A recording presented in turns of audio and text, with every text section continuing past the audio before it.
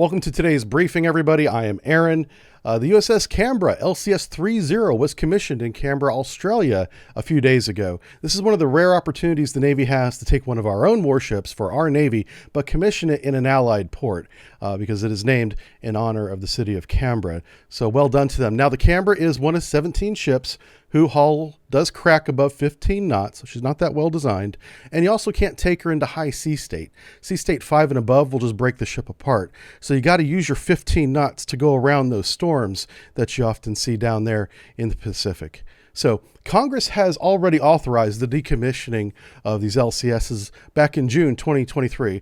And this might be the only ship in U.S. Naval service whose decommissioning was authorized by Congress before her commissioning ceremony was complete. So, we could have saved everyone a lot of money if we simply sailed this into the scrapyard instead of halfway around the world at 15 knots, refueling every other day, exhausting its, by design, undermanned crew. Congress is also shutting down the CAPE, and that's the Pentagon's Cost Assessment Program and Evaluation Office, who's responsible by mission to keep costs down, but in practice, all they really did is ensure that the pipeline of money from the Pentagon to the military industry kept flowing. And this was one of the big programs that the CAPE was responsible for. So they're thinking about dismantling this program or this office that's in part of the Pentagon. And I can't tell if that office being dismantled is for its gross incompetence in operation, or if it's because the Pentagon just doesn't care anymore and they're not trying to hide their grift spending. So let's take a look at France, a country that does naval development right and very cost effectively. Credit to navalnews.com. They broke this story first. So I want to say thank you to Xavier Vassiver and his entire team of journalists over there at Naval News. They do fantastic work. And I'll have a link to this video that they have in the description. So what's France done here? Well, France's Naval Group, which is like their military industry that works with their defense agency, the DGA, they've demonstrated a breakthrough in submarine capability May of this year when a Rubis-class submarine deployed and controlled an unmanned aerial vehicle. This is a great new capability that's going to improve ISR, that's intelligence, surveillance, and reconnaissance of the submarine force. So this is a great new capability that they've begun developing. This is in the beginning stages. So what happened was the submarine from a submerged position released a small capsule that floated up to the surface, and this capsule, all it does is protect the drone that is inside. Whenever it made its way to the surface, it cracked open in half pretty cleverly, and the drone was sitting there bobbing around on the surface and was able to fly straight up out of this now open capsule.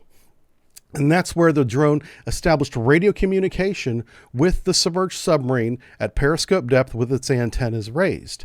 Then the submarine was able to take control of the drone, control it, record video and audio, and conduct intelligence, surveillance, and reconnaissance in the local area. I believe this is a line of sight system, but it works. And that's what's important. And it was not expensive. It didn't cost, billions and isn't going to be decommissioned, next year.